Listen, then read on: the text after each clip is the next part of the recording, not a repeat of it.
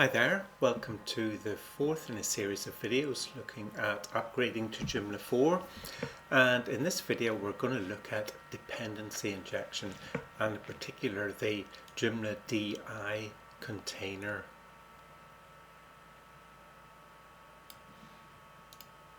Start with some references. If you're not familiar with dependency injection as a principle, then there are a couple of videos which I looked at which I was really impressed about, looking at dependency injection, and it's with particular reference to PHP and DI containers there. So that is just an external video. It's nothing to do with Joomla, but I find those very useful in understanding the sort of problems that DI is meant to solve. There's a little documentation in Joomla about dependency injection, not a great deal. And the dependency injection code you'll find in libraries vendor Joomla di/source. It does refer to one of the PHP recommendations, PSR 11. You can find that here. It talks about a container interface, and that container interface is actually implemented in the Joomla code defined in that reference there. Okay, that's the background. Let's look at the Joomla DI container. So the Joomla DI container is basically a bucket of key value pairs where the key is a string which has to be unique, and the value is a class instance or a function that will return a class instance when you run it. You put entries in the bucket using set, and you get entries out of the bucket using get. And I tend to visualize it just in a little picture like that. So let's look at set. This is defined in the API, which is here. This is the container API. If we go down to set, we can see the set call there.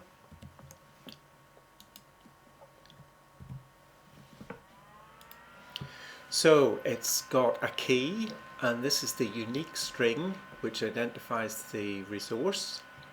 It's got a value. The value is the class instance or a function which returns a class instance. Shared, this is when get is called repeatedly to get that item from the DI container. Do callers get the same class instance, or do they get a clone? Protected, when set is called with a key where the key is already in the DI container, then by default it will overwrite that entry. But if you've got protected set to true, it will prevent that and will cause an error to be raised when you try to run set again with the same key. And there's also an API which is share, and if we go back to here, it's just below. And the share function is really just the same as set, except that it's got shared set to true. Okay, let's look at get. So you get things out of the DI container using this resource equals container get, and then you pass in the key, and you get back the class instance related to the key. And if the entry in the DI container is a function returning a class instance, then it will run that function before returning to you this instance. And when running the function, it will pass in the container as the single parameter to that function. And if the resource is shared, then it will store the instance and just return it on the next get. Okay, so let's have a look at the code. The key, when we're talking about putting entries in the DI container, we've got a key pointing to a value, and the value is a container resource, and the container resource is defined in this. So I think I've got this open here. Container resource. I will look at the constructor of this container resource. We see that it's passed a value, and this is the value that is associated with the key, and it's passed a mode, and from that mode it sets up shared and protected variables associated with that resource. Let's look at this. So if it's a callable, so if it's a function that's passed in, so if value is a function, then it stores that function in a variable called factory. If it's not a function, then if it's shared, it will store that item, that value, in a variable called instance. And it will also set up the factory variable for that. So even if it's not a callable, it will set up the factory. And if you're given something which is an object and you want to create a callable from it, what do? Well, you just wrap it inside a function, and the function just returns that value. Incidentally, here's another use of the word use in PHP. This is the third one we've come across in Joomla 4. The first one is in namespacing, where we use a particular namespace. The second was inside classes, where we use traits, where it's used to import traits. And here we've got a use within a function. And that means that this variable here is going to be accessible later on. So PHP doesn't implement closures the way some other languages implement closures. With JavaScript, for example, when you run this function later, you can use something which was declared outside the function. But to be able to do that in PHP, you have to specify this use here. And there's a couple of Stack Overflow questions which I looked at, which really explain it very well, and I've added those into the notes there. Okay, so that's basically what happens when an entry gets put into the DI container. This is the value, remember, which is the container resource, and we've got four things here. We've got the factory, we've got the factory is always set, the instance is set under these circumstances, and it's shared and protected or set as well. And we'll find later on that the instance can be set as well. Right, okay. Let's then go and do a demo with IDE. Now I'm running Eclipse, and I've got a couple of breakpoints set. One is in this container resource constructor, and another is in the container constructor. So I'm just going to run hello world here, and hopefully it should go into Eclipse. Okay, so it's stopped at this point, and this is within the container.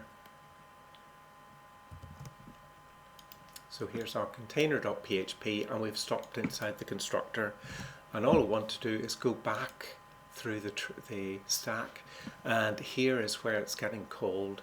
So there's a function here which is called create container, which is the DI container, and then there's a whole lot of stuff here. So goodness, what's this stuff? In the container, once it gets back to the container, it's calling register service provider. So if we look at container and register service providers down the bottom, is a function which takes an object here and runs register on that object. Okay, well, let's see what that does.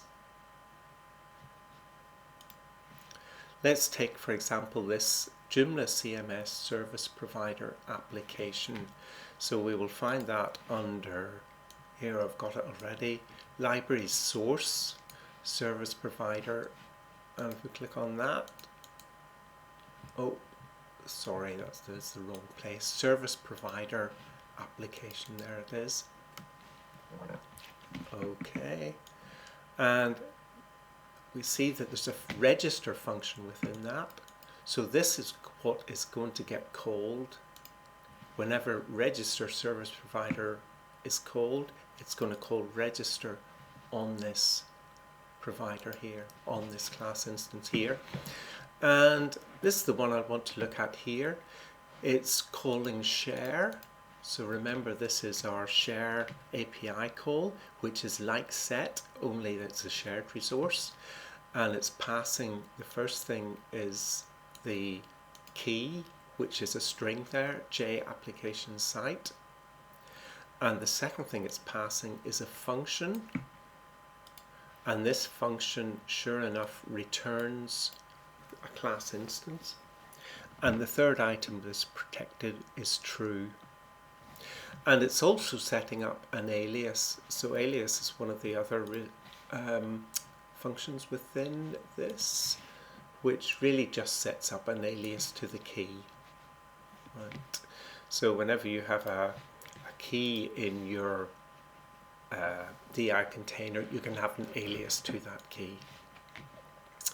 Okay, let's go back to Eclipse then.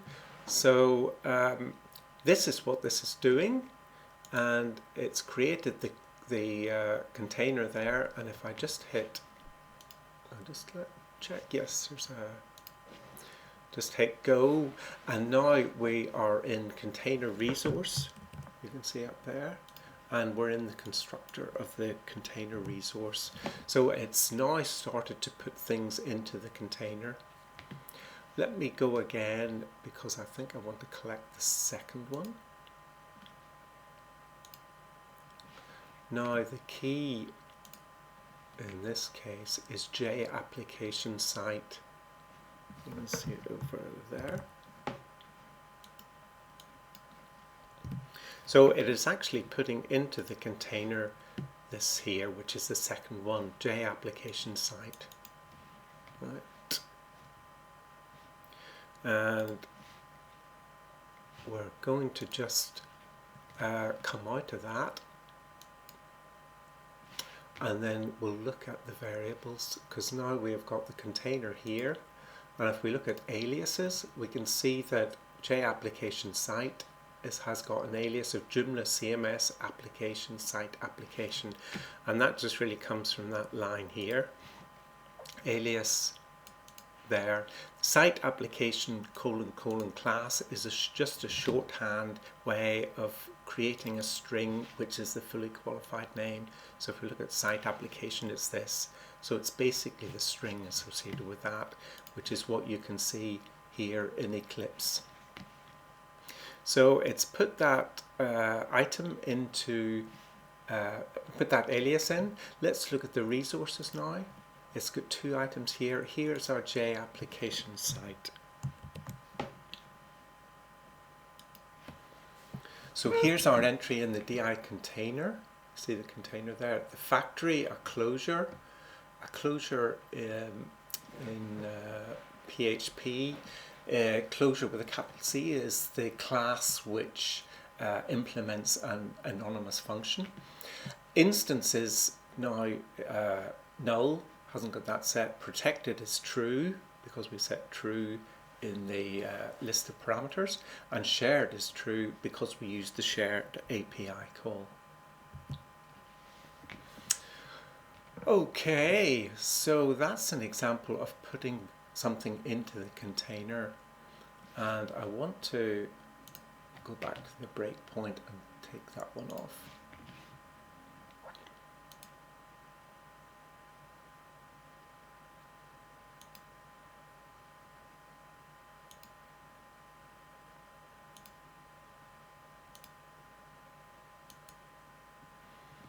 And let me just check where we are. Provider is what I want to know. Console. Let me just check the code for this, which is in it's in here. No. Sorry, let me go back here. I want to get down to the config. Yes, I've got the config here. So here's another one that we've got, which is Joomla CMS Service Provider Config. And if we look at that file in particular, we've got config, and here what it's putting into the container is putting an alias of config against jconfig, and the main one it's putting in as a resource associated with jconfig, and there's the function that is going to get run whenever we get that out of the container. So let's have a look at Eclipse and go back to seeing what the container's containing now, and we will have got a number of aliases, and if we look down there, there's our latest one that we've just put in, jconfig against config. And if we look at the resources, here's our latest one here, jconfig, and if we look at that, and again we see the same sort of thing. It's got the factory variable set because we're passing in a callable, a function that returns the instance, but it hasn't got the instance set yet. Okay, let me clear off that breakpoint, and I've got another breakpoint which is set in the application file of this one. Okay, so this is what we were looking at. This is the one which is in service provider application.php, and remember it's calling this register function here to put things in the DI container. And I want to now set a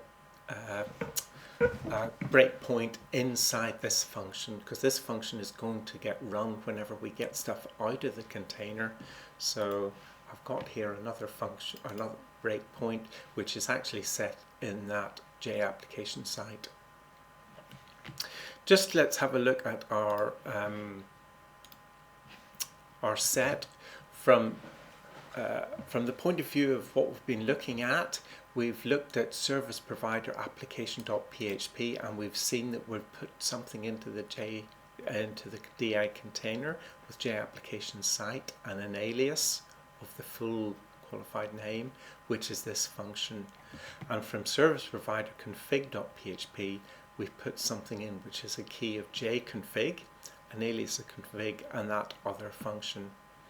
And if we have a look at the function, what it's doing in jconfig, well, it's actually going to the path of the local Joomla instance and looking at configuration.php, and you probably are aware that that is where it stores the jconfig. So if we look at our top level and we look at configuration.php, you can see class config, and these are all the global configuration parameters, offline message, which are on the system, and it's stored, as I said, in this file configuration.php, which is just set up as a jconfig class. Let's go back to Eclipse, and I've removed those breakpoints, so now I'm going to click go, and it's going to stop on this point here. So let's have a look. Let's see what has caused that.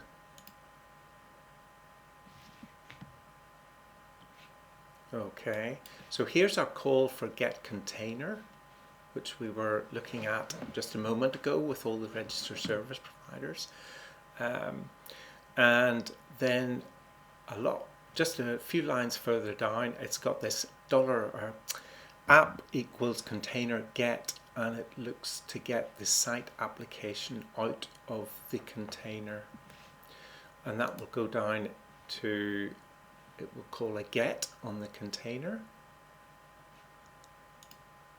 and that will then call a get instance on the item in the container resource.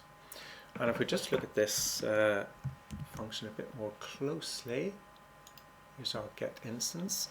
So it's found the callable from this factory. So it's looked at the factory variable and got that. If it's shared, which it is, then if this instance is null, which it is at the moment, then it sets up this instance by calling the function on this resource and passing in the container and then returning that instance out. So what we're doing at the moment is we are calling this function, and if you look at this line here that we're looking at in particular,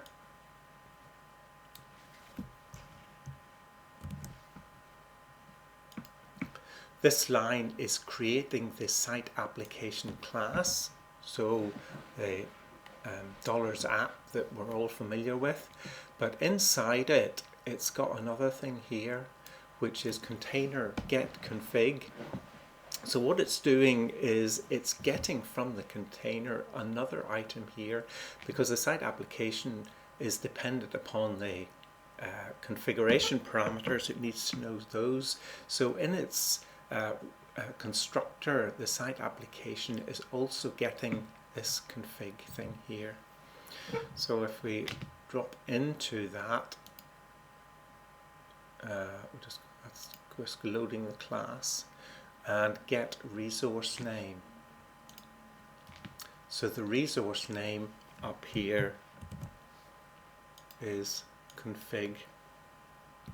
So as a result of this call here, one of the things it's doing is going into the container to get this resource name of config. It'll check resolve any aliases, and it finds that there is an alias, so the key is now jconfig, as you can see up there. That's what it's going to be using.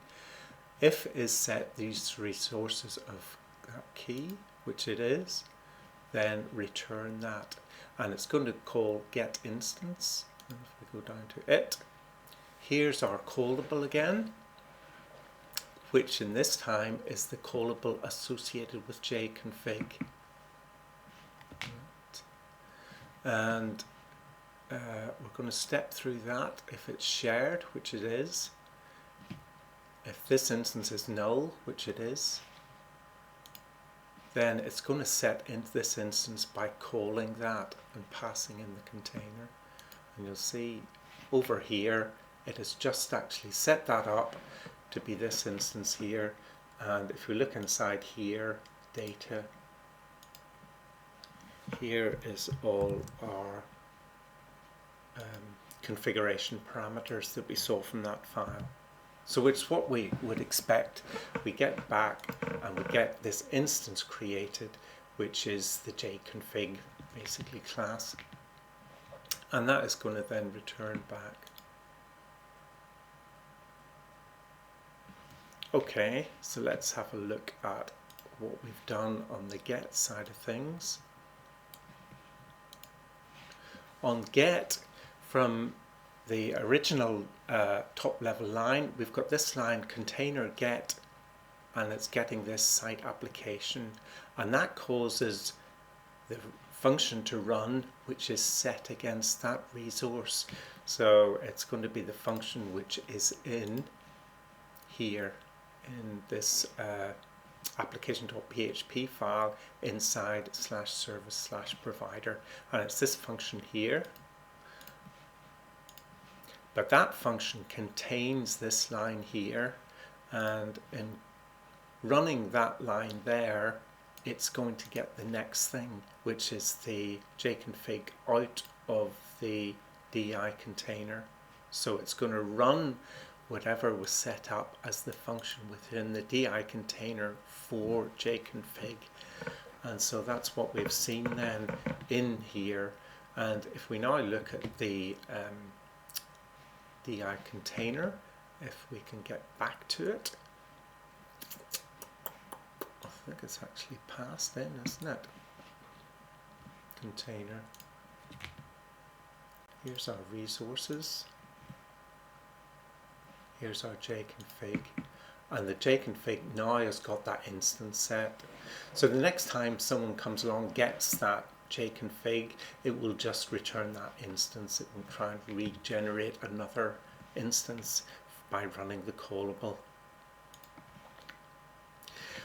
What's all this doing really? Well, the aim here is to force code which uses jconfig to get it from the DI container.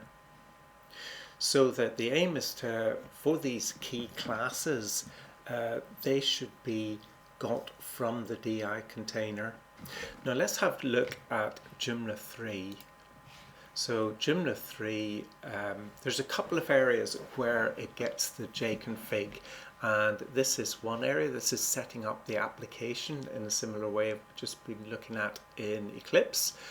And if we go to that, we've got web application. Here it is here, and within the constructor up here, it has got load configuration, load the configuration object, and fetch configuration data. And if we go down to it, fetch configuration data, and you see it's doing the same sort of thing. It's getting configuration .php and kind of reading it in. And if we look at library source factory.php, here it is here. Again, this is Joomla 3. It's got a function getConfig, and again what it's doing is it's going to configuration.p and reading it in from that line there. So we've got, in Joomla 3, we've got two different ways of instantiating jconfig, and there's probably other ways as well that I don't know about, but there's at least two different ways. And so one of the aims of this DI container, the main way, is to really restrict access to one single way. So in Joomla 3, access to classes is really controlled in the code. It just says class equals new class name. In Joomla 4, the aim is to restrict access to classes to getting them via the DI container, so that the access to these classes is streamlined or funneled through the DI container, rather than having, as it is in Joomla 3, different ways of actually instantiating these classes. So why on earth do we go down this route? Well, there are a couple of good reasons that I can see. First of all, if you're wanting to do automated tests on your code, and probably I don't know how they do it in Joomla, but I can see they would want to do automated testings, and you want to say mock out a class. For example, you wanted to mock out the jconfig class. Well, all you would need to do is go to your service provider class down here, your jconfig, and replace that with your mocked class, and then everything which uses that is now getting it from the DI container. So everything that uses it will now access your mock class instead. And it's worth it just reading this item here, which is down here, about dependency injection, about what this kind of lead Joomla designer thinks about it all. Obviously very positive about it. It also decouples the code. So if you think, well, if they decided to re-implement jconfig and decided to implement it into the database instead of a file, for example, now with Joomla 3 there are two areas which would need to be changed. With Joomla 4 now we would just have one area to change, which was the DI container and what goes into it. So it kind of decouples the code a fair wee bit. This idea of kind of focusing all the access in through the DI container. On the other hand, it is more complex. It's yet another concept to understand within Joomla. And for the purposes of us upgrading from Joomla 3 to Joomla 4 components, we do need to change from deprecated factory functions. So a lot of these I've listed just in this upgrade step. if you go through the deprecated APIs, deprecated factory methods, I've put in a lot of how you get it under Joomla 4, what the recommended way is to get it. But basically you want to either get the class instance from the DI container, for example calling factory get container get config, or from a class which has already got it from the DI container. And the application class that we've been looking at does, so you can use $app get config just to get the config. Okay, that's about it for this video. Thanks very much for watching. Bye.